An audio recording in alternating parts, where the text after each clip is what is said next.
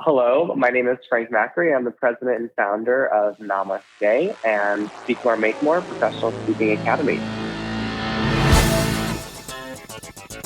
Hello, Out Bosses. Rhodes Perry here, and welcome to this week's episode of The Out Entrepreneur, a weekly podcast where I get to interview today's most inspiring LGBTQ bosses crushing it in business.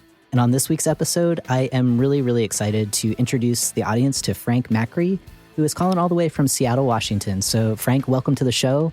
We've got a fellow Pacific Northwesterner guest on the program. Are you ready to inspire fellow Out Bosses?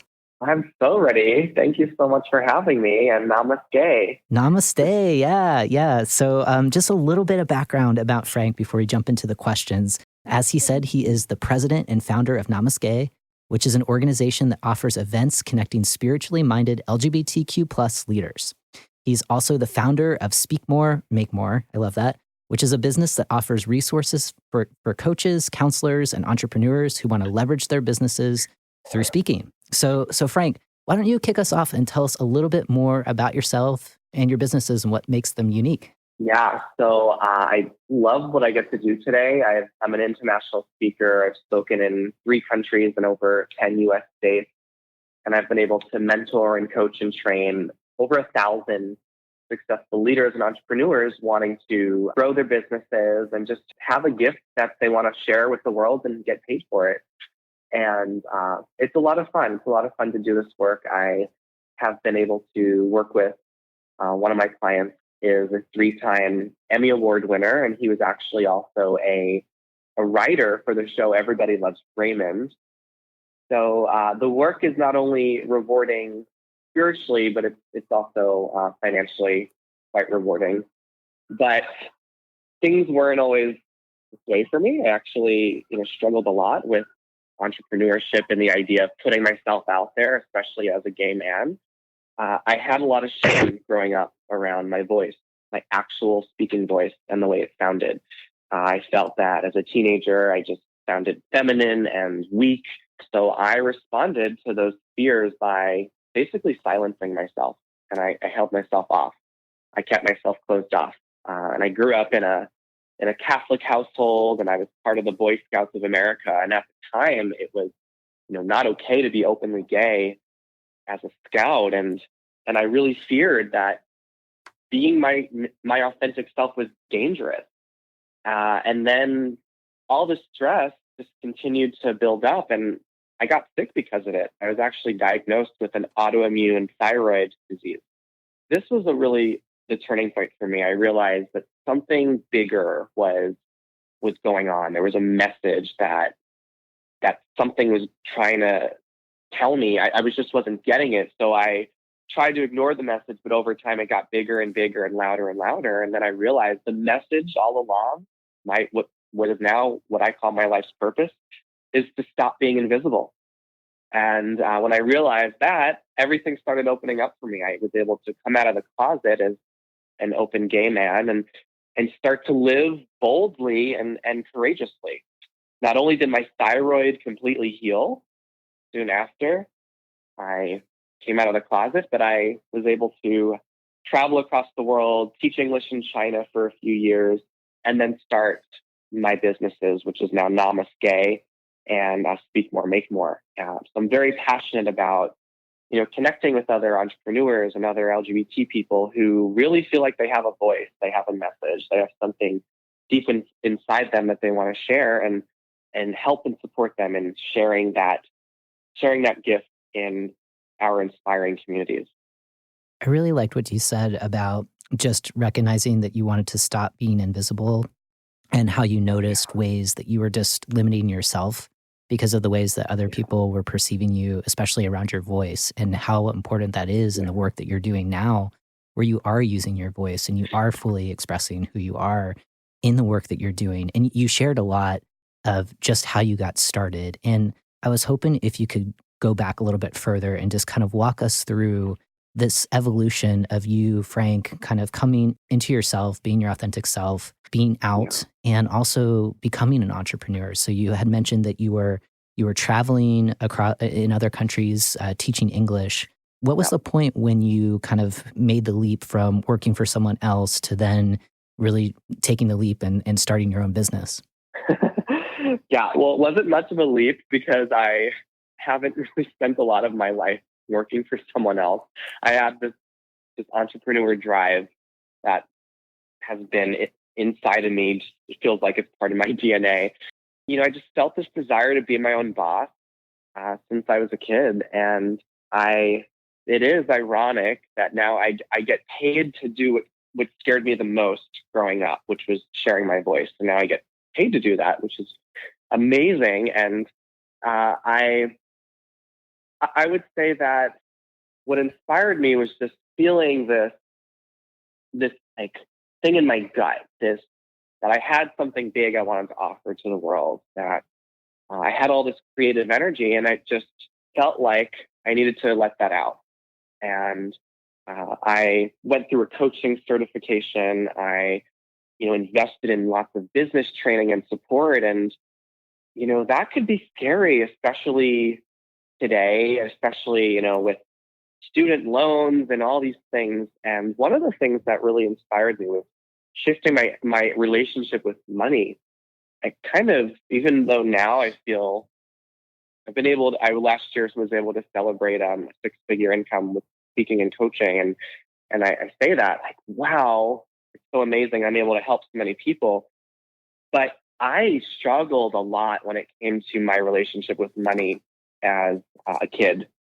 It was a challenge for me to save money, to spend money, because I felt very much a fear-based scarcity mindset around money. I was worried that it was going to disappear one day because I grew up in a household where money was the source of stress. It was the source of conflict. My parents thought about money all the time, and the cops would be called whenever their arguments would become really escalated. And they ended up divorcing, and we lost our family home over conflict around money. So fast forward to me becoming an adult and wanting to start my own business. Well, I kind of needed to shift my relationship with money. And this is one of the things that we really dive into, especially at the Namasgay Summit, is energetically and spiritually, how we relate to money is so important. And I realized for me, I needed to shift my relationship with money so that I was able to feel and embrace a more abundance mindset. By doing that, it started to give me the space to realize, wow, I don't need to muscle it out on my own as an entrepreneur. This doesn't have to be a lonely, painful fight and like clawing my way to the top of this never-ending mountain. It could actually be a journey that's full of support and love and grace.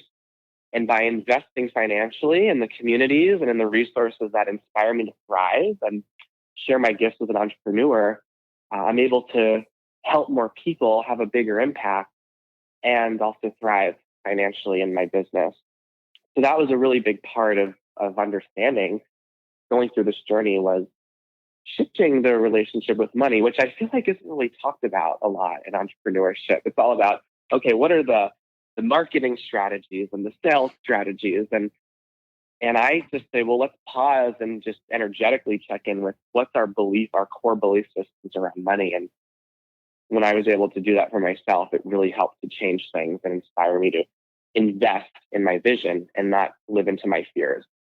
Yeah, well, definitely congratulations on hitting those 6 figures. I know that can be a huge milestone for a lot of entrepreneurs, especially when you're getting started, just as a way of showcasing you can do exactly what you want to be doing in the world and getting paid for it. And I think you're a great example of that. And I think what's really helpful in your message right now is just thinking about working through those kind of mental blocks that come up with money. I think in a culture that it's kind of strange growing up in the United States, which is the wealthiest country on the planet, and yet this kind of limiting beliefs, right, that so many of us walk around with, of we don't have enough, or we're not where we want to be, et cetera, et cetera. And I like how you talked about going to that root cause for you, which was money issues, and recognizing its energy, and just shifting your own mindset around thinking around abundance and trying to attract the things that you do want rather than focusing on the things that you don't. And I agree with you. I think that's something that is almost it's kind of like entrepreneurial literacy. Like that's a thing. Like that's a foundation. Like if you can get through your money stuff and do what you did, right, where you were talking about those front end investments of, whether you need a coach or whether you need to go through a sales and marketing training on how to sell your services, whatever that is. You did that. You took that risk because you saw that the return on investment and how that's actually helped your business grow. And so, I liked what you said, where you kind of laughed and you were talking about how you were just kind of as a kid hardwired to be that entrepreneur. Did you? How long have you been doing this? And when you first started, did you start with the speaking business first, and then did you transition to doing the Namasgay? Because I know you're doing both right now. Like, what did that kind of the sequencing of everything? If you can walk us through that. Sure. So I graduated college, and then I immediately hopped on a plane and went to China, where I taught English for a couple of years. While doing that, I became a certified coach, and then actually went back to China to grow my practice there. And the first niche, the first group that I worked with were actually expats, people living in other countries. And I supported them. And then that evolved and that grew. And then I became a trainer for one of the most prestigious coaching institutes in the world. I was a trainer for them for a couple years. And that was just so fun as well, just to be able to help teach coaching students and help them grow their business. And I was doing that for some time. And then I looked to the LGBT community. And it was kind of, my own personal experience as well. I was recently single, and I was going out there trying to meet people. And I thought, wow, it's kind of challenging to meet other spiritual or spiritually minded LGBT people who aren't necessarily religious, but just, have this drive for living a purposeful life and contributing and sharing their gifts and really diving into understanding who they really are. And I didn't find that. So part of me said, well, okay, maybe there's just no one out there, and I'm stuck swiping on Tinder trying to find someone. Or maybe there are people out there who are seeking this as well. So it started as just an idea, and I created a group online, and I called it Namasgay. Not sure how it was going to land and how it was going to resonate. By a few hours into making this group, I was getting notifications that the group had filled up, and I needed to upgrade my account to allow more people in. And I said, wow, what's going on here? So I upgraded the account, and we've now grown to several thousand members, over 2,000 members and counting.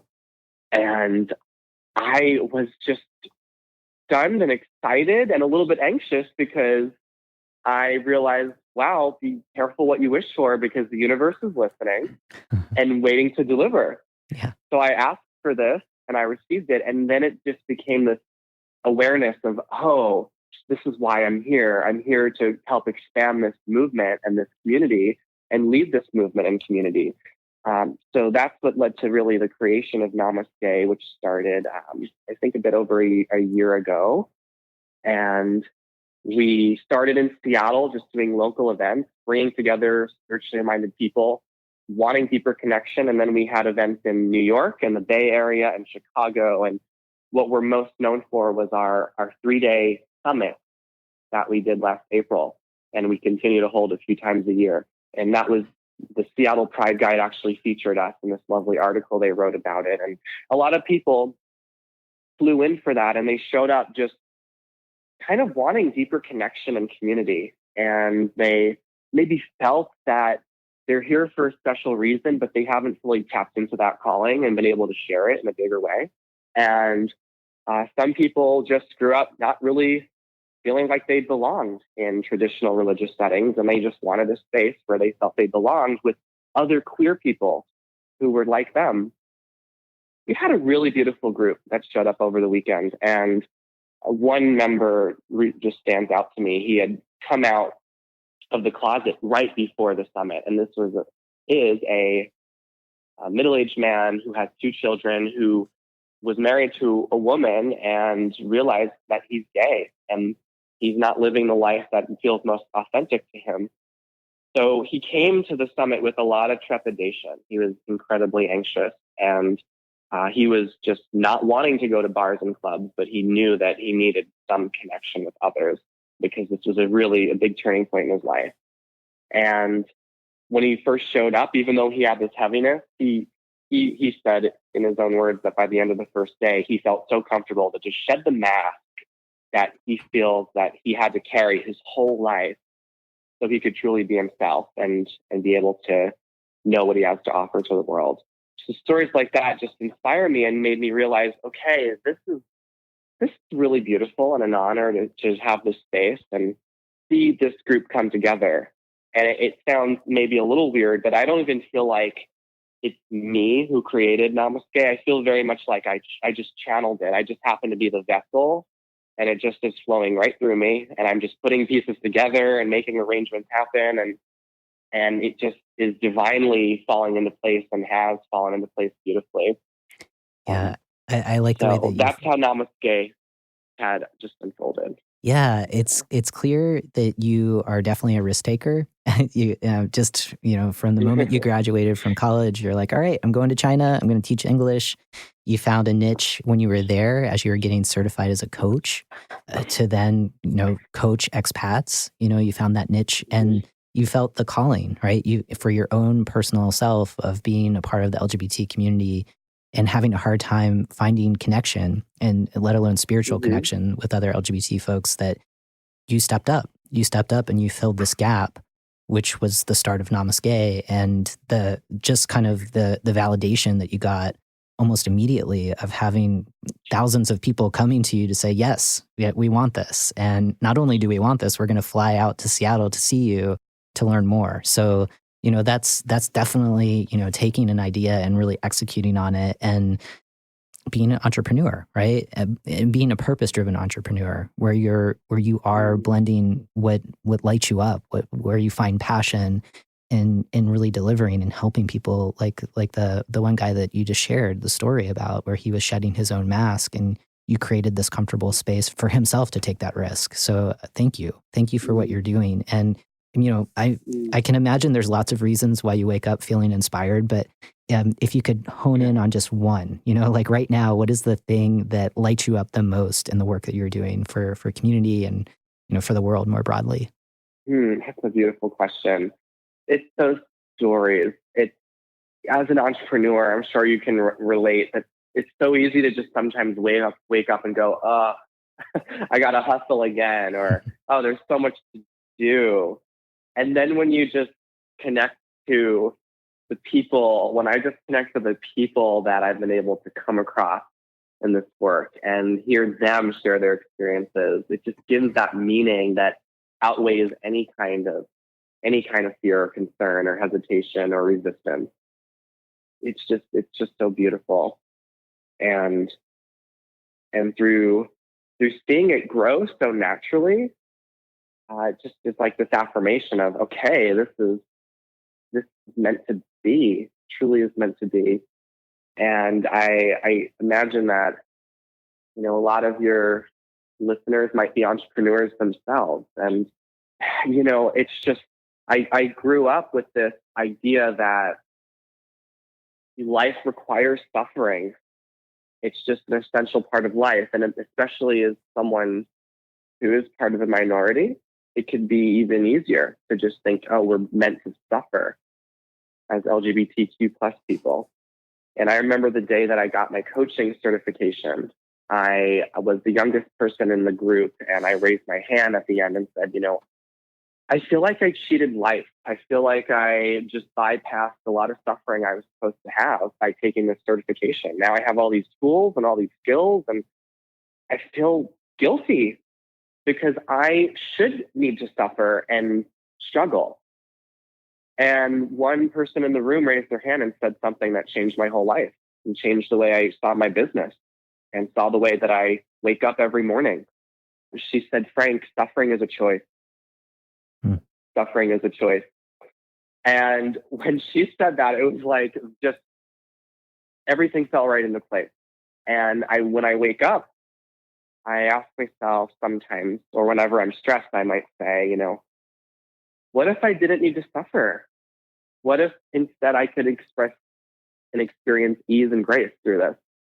And when I keep my energy there, I just naturally start to have more creative energy and business vision that comes clear to me, because I'm not looking through life in the lens of suffering. I'm looking through life through the lens of choice. One of the ways that we can not have suffering is by being around a community of people who fan the flames in our vision, who awaken the creative person inside of us. And at the summit, we go over the 7 keys to conscious leadership, because leaders come to the summit, people with big missions and big ideas. And one of those keys is community. And it's not just like any kind of community. It's an inspiring community. People who hear your vision, see all of who you are, and accept that, imperfections and all, and embrace that person, and encourage you to be more of who you are, like expanding the light and turning up the volume, because it's so often that we put ourselves in spaces and communities of people who do the opposite, who turn down our light, who lower the volume, and encourage us to be smaller. Yeah. So what I'm very passionate about, inspired by, is being in communities that are inspiring and creating those, and communities that don't believe that we need to suffer in order to succeed. Yeah, I like that analogy of really cranking up the volume and surrounding yourself with people who are going to fulfill you rather than emotionally drain you or kind of feed the story of suffering. Or, and I think you're right in terms of being an entrepreneur. There's always that to-do list that is ever growing, and you can kind of focus in on that, or you can kind of change the story and focus on the one thing, for that day that is going to fulfill you, that is going to remind you of that purpose. And so I think that that's really helpful, just to balance what so many of us struggle with, which is that managing the to-do list and all of the things, right?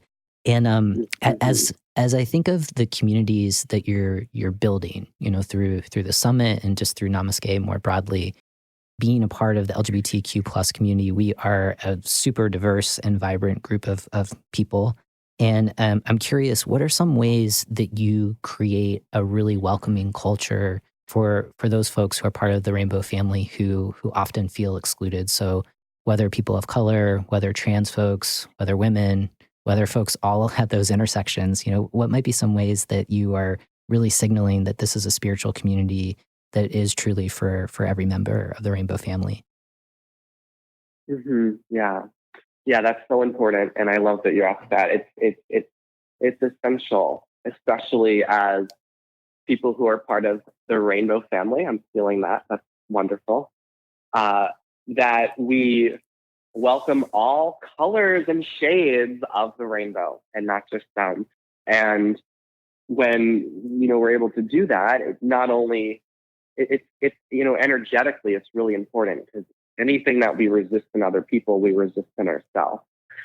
So being able to not resist any kind of person is just important to welcoming and embracing all the parts of us and all the parts of that other person.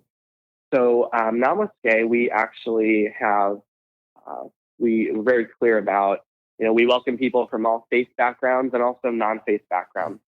It's very much a place for people who it's for them if they want to be a part of an inspiring spiritual community.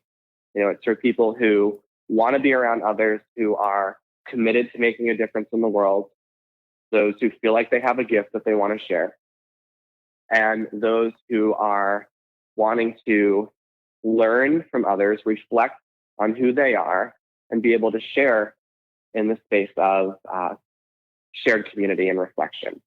It's not for someone who is just looking for just a place to maybe be told who they should be. It's not a place for someone who wants to be told what they should do to be happy. And it's not a place for people who want to just focus just on themselves and not really open themselves up to learning about people from other walks of life. Because it really is for those people who want to expand their awareness of not just who they are and what our community is about, but also what our community is capable of. And we were, when the Seattle Pride Guide, the editor had reached out, and Seattle's biggest publication that gets sent out every Pride Month, when the editor-in-chief reached out to do an article on us, they said, oh my gosh, Namasgay is exactly what the theme is of our Pride Month this year, which was loving without borders, meaning loving without a limited understanding of what it means to be LGBTQ, but rather expanding that and expanding the spaces that LGBT people can thrive in. And one of those spaces is spirituality. And yet, how often are we raised to believe that you can't be spiritual and queer? Yeah. That it's just, you have to choose one. And the truth is, you can absolutely be spiritual and queer. And your queerness is a spiritual experience in itself. Just the process of understanding and identifying our sexuality is deeply spiritual. The process of coming out is incredibly enlightening and awakening. So spirituality is so deeply rooted in being part of the rainbow family. And it's something very special and sacred. And I love that we get to celebrate that at our event.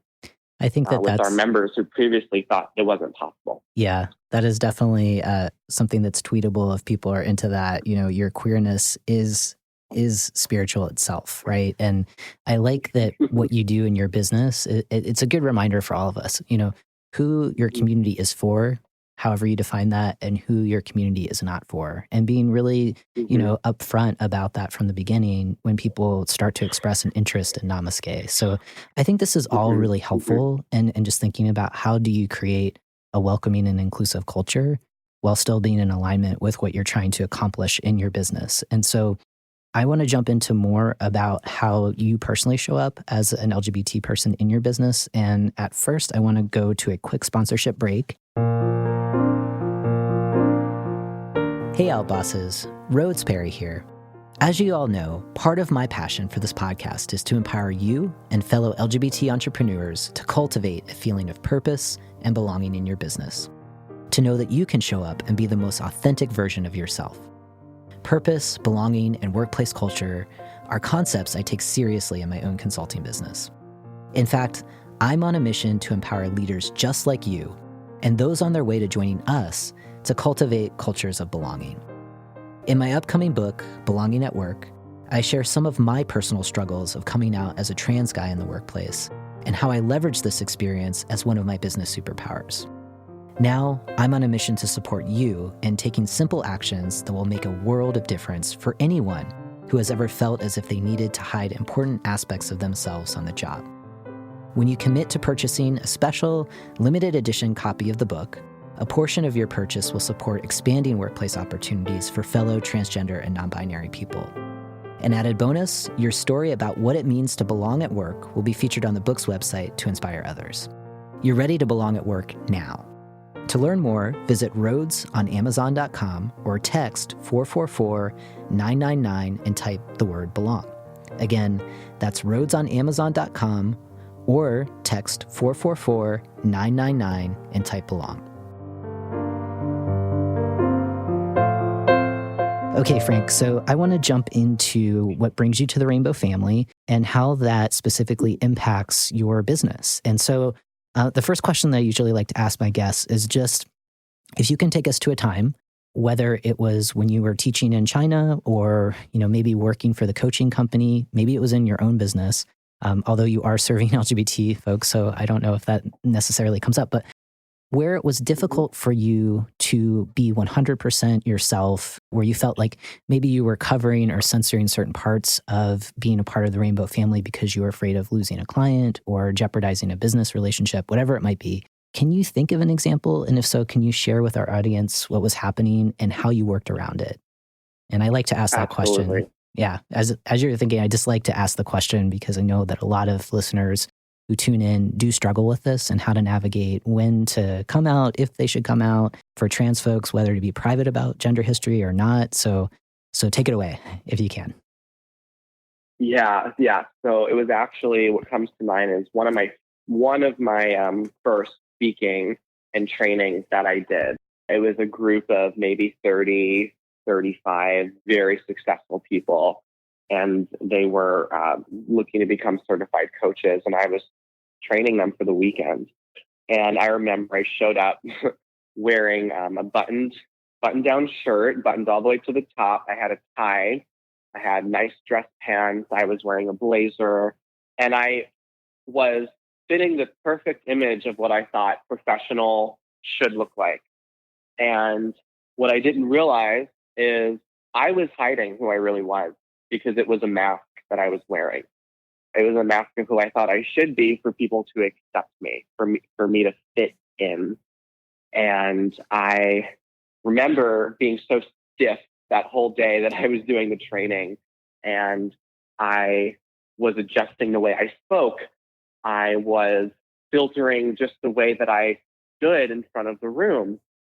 And I didn't realize something was off until I went back to my room that night and noticed that I could barely move my neck because it was so stiff from how I was positioning my body all day.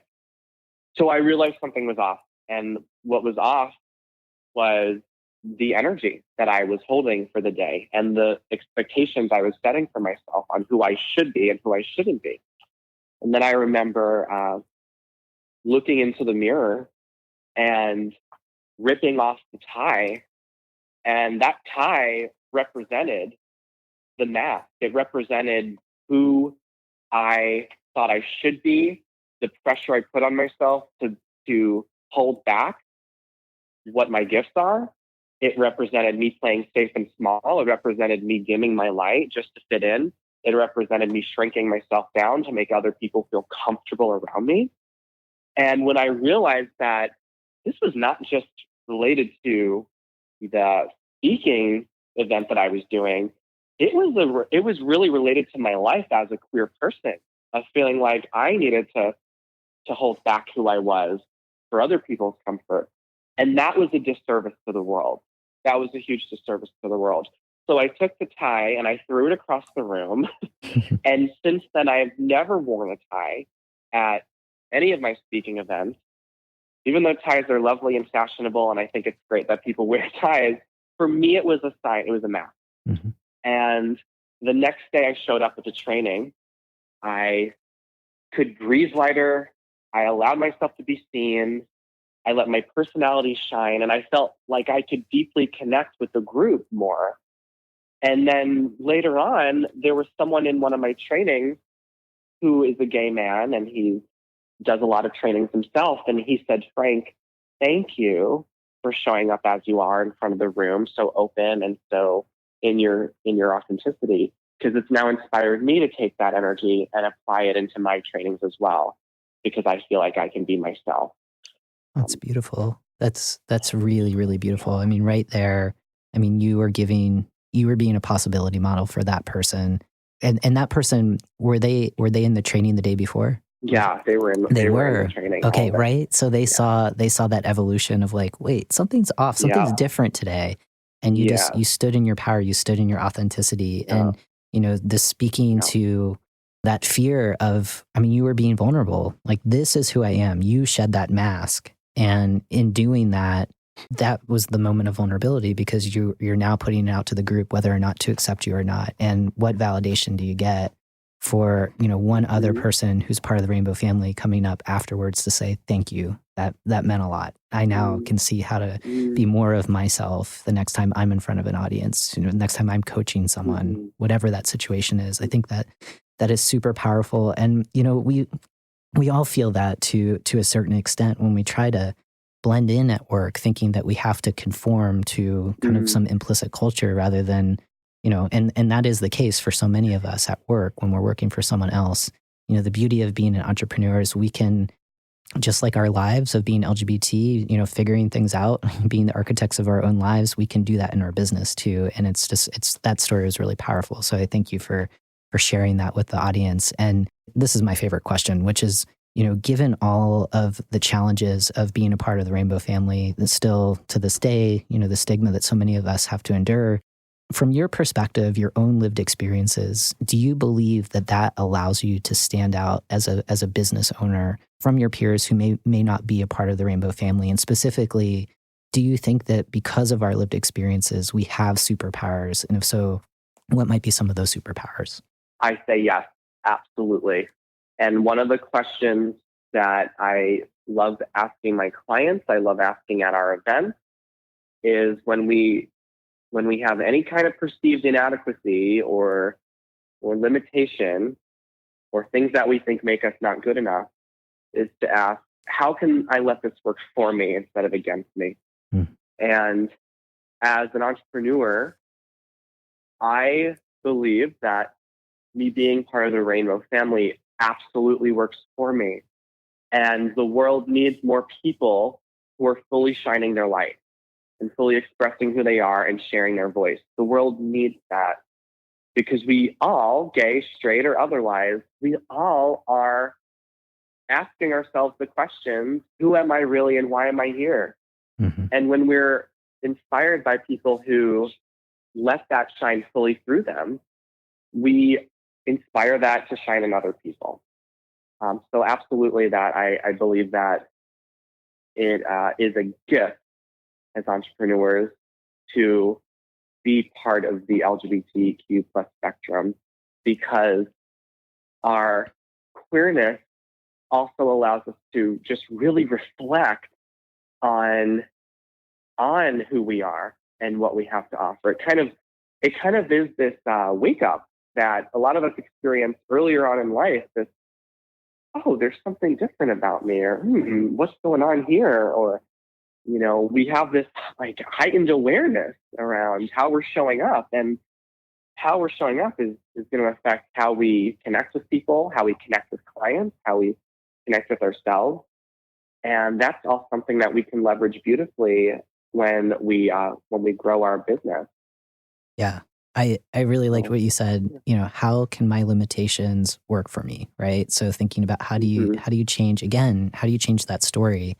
And I love that you view those limitations as potential gifts. If you can change the story, if you can figure out, this is what makes me different. And like humans, we're attracted to other people who can be vulnerable and just own their stuff or own the things that, sets them apart, makes them different from other people. And I think for a lot of us, a part of the rainbow family, we're told by society that our sexual orientation, our gender identity, the way we express our gender, these are all things that are wrong. And yet when we really are stepping into our authentic selves, that's when people start to get attracted to us, because we are being ourselves, right? And so I think that the more that we can be comfortable in our skin, the more that we can be creative, we can use our energy for other things rather than worrying about the heavy masks that we're wearing. So thank you for sharing that. Considering some of the challenges that you shared in your own journey, as well as kind of looking at our experiences as gifts and superpowers, what would you want our listeners to take away from this conversation to inspire them to be more authentic in their work?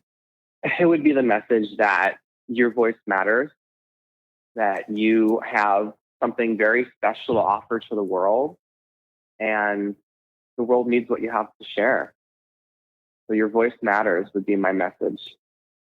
That makes a lot of sense, especially for a speaking coach. So yeah, I like that. I like that a lot. So one other question before we jump into our bonus round. What are some ways in your business that you do give back to LGBT communities now, aside from, the business itself and providing the services that you do? Or are there ways that you're thinking as your business continues to grow, are there ways that you're thinking of doing some kind of social responsibility of giving back to some of the most marginalized communities within the rainbow family? So philanthropy is a huge part of my business. And actually, we have a philanthropy program in Namasgay. And we've been able to donate so far upwards of $500 to the LGBT national hotline. Nice. And they're just they're a nonprofit that just really does incredible work, saving lives. And I just knew when I was building Namasgay that there would need to be a component of philanthropy. So, they serve people, youth, and those who are struggling with bullying or coming out of the closet or dealing with family challenges or identity struggles or sexual struggles. They've just been able to save lives. People who are also suicidal call the hotline and they get support from their counselors. So we've donated to them and we'll continue to. And we've also donated to the Inspire LA community, which is a spiritual and LGBT affirming community in Los Angeles. So very closely connected with Inspire down in Los Angeles as well. Yeah. Well, thank you for what you're doing to really help the community. And that is it's just a good reminder for so many of us as we think about, whatever our revenue goals, our profit goals, whatever those might be, just, especially when thinking about profit, like how do we give back, especially in this time where it does feel like there's constant attacks. And for a lot of business owners, we do wield some clout in our communities, and it's good that you're providing an example of how to really help out. So I thank you for that. Thank you. Yeah, definitely. We are now going into our bonus round where we're going to have the chance to get to know Frank just a little bit better. We're going to gain some insights on how we can bring our whole selves to work, and then we're going to learn one way that we can stay in touch with Frank after our conversation. So Frank, are you ready for some quick fire questions? I'm so ready. Let's do it. Okay. All right. Here you go. So finish the sentence for me. As an out boss, I believe. As an out boss, I believe that we are capable of transforming the world through our sexuality and sexual orientation. Nice. I like that. And do you have a mantra or a quote that you reference that helps you stay motivated in your business? I feel like this question is for you. A mantra or a quote. One that comes to mind is that I just kind of have leaned back on a lot. If it doesn't challenge you, it doesn't change you. I love that quote a lot. It doesn't challenge you, it doesn't change you. Yeah, that's the magic happens when you start to get a little uncomfortable, right? And that's the challenge, and you definitely will be changed by it, right? And that's a really, really good mantra, especially people part of the rainbow family and people, really trying to build a business.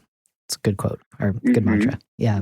So can you share one personal habit that helps you master yourself in your business? A self-care habit. So cooking my own meals as much as possible, exercising, getting outside, even if it's for just a walk, getting away from the computer screen, and also having fun. Play is such an important part of the business, and having fun in the process is so important. So I imagine at your summits you have, I'm imagining kind of a more queer version of like a Tony Robbins kind of like everyone standing up and dancing kind of thing. So what are some examples of the play that you have both maybe in business, but then outside of it? Like how do you have fun? Yeah, well, play in business is just collaborating with people who just crack me up and who we just laugh and are able to help shake up each other's worlds and not be so serious and intense about it. So I have a mastermind that I work with, a very close team of people who are really like business family because we're so close, and I talk with at least one of them every day. So that's inside the business. And outside the business, what does play look like? Play for me is going to new restaurants with friends or going out dancing or really, for me, it's karaoke and just pretending that I know how to sing. That, for me, is also play. I think there's this theme. There's this theme with your voice that continues to pop up. So now the karaoke is a part of that. That's awesome. That's very cool. Yeah. That's very cool. Yes. Yeah, and I agree with you. The masterminds, like surrounding yourself with people who can make you laugh. So I think most of my listeners know I tend to err on serious. And so my balance is, my partner cracks me up, my friends are very fun. And yeah, so I think that, just knowing who you are and kind of how you need to balance yourself with other folks, and the business masterminds are so essential. So thank you for sharing that. So your business, you've got two, right? So what are some things that you readily delegate in business so that you can stay focused on what you're good at? So I have a team and I delegate, the things that even though I would be happy to do it, it's just as an entrepreneur, when things grow, you realize you don't need to do it all. And there's Yeah. people there to support you. So I have a team member who will help with outreach, and she'll be connecting. She connects with those organizations that may want to connect and collaborate with us, spreading the word about Namasgay and scheduling, a little bit of scheduling as well. I do have a team member who helps at our events. We have volunteers. Some of our, past attendees will come back and volunteer at events and help support the logistics and the back of the room stuff, so that I get to do my thing on the stage. Nice. Having help is awesome. And, for those folks who are solopreneurs just getting started, knowing all of the functions of your business is really cool. Keeping that dream list of like the things that you like, and then the things that you absolutely are like, I never want to edit another podcast episode again. That was like one of the first things that I delegated, which was awesome. So just remember doing that if you're just getting started. Yeah, so, anything around Excel sheets and emails, I delegate. Yes, delegate that stuff. That is, the tedious stuff. Yeah, for sure. So, so this might be another good question for you. What are you most grateful for with being a business owner who's also an out boss? Just what I'm most grateful for. I'm very grateful for just how much society has progressed with attitude towards LGBT people. I'm grateful for past generations of LGBTQ people that have stirred up society's views around our community and woke people up to being more compassionate and understanding. So I'm grateful for past generations who have really paved the way and who have, given us the space to be in the place we are now in our country. I'm really grateful for that. Yeah, I love that. Thank you for saying that. And I second what you just said, for sure. So 2 more questions for you, Frank. The first is, can you share one piece of advice to inspire the next generation of out bosses to take that first entrepreneurial leap? It would be get support and know that you don't have to do it alone. It's just as simple as that. I mean, I recently learned that, the concept of the lone wolf. Yes. Yeah. How sometimes we call people like, oh, I'm the lone wolf. Well, as queer people, we sometimes feel like the black sheep or the lone wolf of the family. And it's in our nature to think that we should be isolated. And the truth is, you don't need to be isolated. There are people, there are resources, there are communities out there to support you. And what's interesting about an actual lone wolf is that when a wolf leaves the pack, it dies because it can't survive on its own. So don't be a lone wolf in your business is my advice. Find the support, invest in the support you need to thrive, because there are people out there who care about you and want to see you succeed. Definitely. You can go faster alone. You can go further together. And for those of us within the Rainbow family, we are really lucky in the sense that so many of us a little further on the path want to see other folks succeed, and we're ready to help. That's one of the reasons why the show exists. It's so many reasons why there's organizations like the National LGBT Chamber of Commerce and Start Out and so many others that are just ready to help. So if you feel like you are the lone wolf as an out boss in business, find us and we can help you out. So I love that. Thank you for sharing that, Frank. So Frank, again, thank you for your time and for inspiring fellow out bosses. Can you share one way that we can stay in touch with you after the conversation's over? Absolutely. And I'd also like to share a little gift for the listeners, if that's okay as well. Yeah, thank you. Yeah. So for people who are drawn to exploring their spirituality and learning more about that, they can go to namasgay.com. That has all our information about our next summit. And just as a thank you to you, Rhodes, and just for letting me be on the show, it's been such an honor and a delight. I would love to offer any listeners who feel inspired to join us at our next summit a full scholarship for attending the 3-day event in Seattle.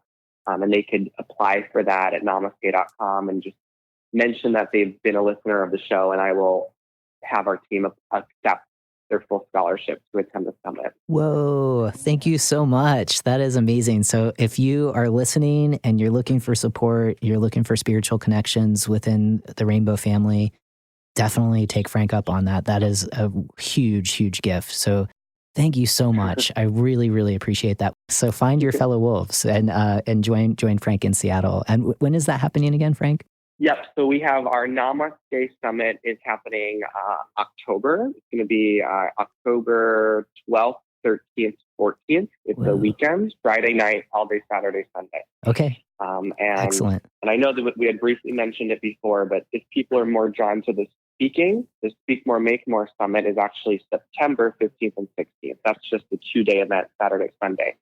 So if any coaches, entrepreneurs, consultants, or authors want to come and leverage their business through speaking and learn how to do that, then also I'd love to connect with them, and that's limited spots, so they can reach out to me directly to get a spot for Speak More, Make More. Awesome. Well, thank you so much, Frank, and for Outbosses, thank you so much for tuning into this week's episode. As always, it's my privilege to connect you with so many inspiring outbosses like Frank. So for details from today's conversation, check out the show notes at www.outentrepreneur.com. And you can also text me at 444-999 and type outboss, and you'll immediately get connected with the show. So as a next step, subscribe to the podcast, consider leaving a rating and review in iTunes, and be sure to share the show with a friend or a loved one. And as always, keep being your authentic selves 100% of the time.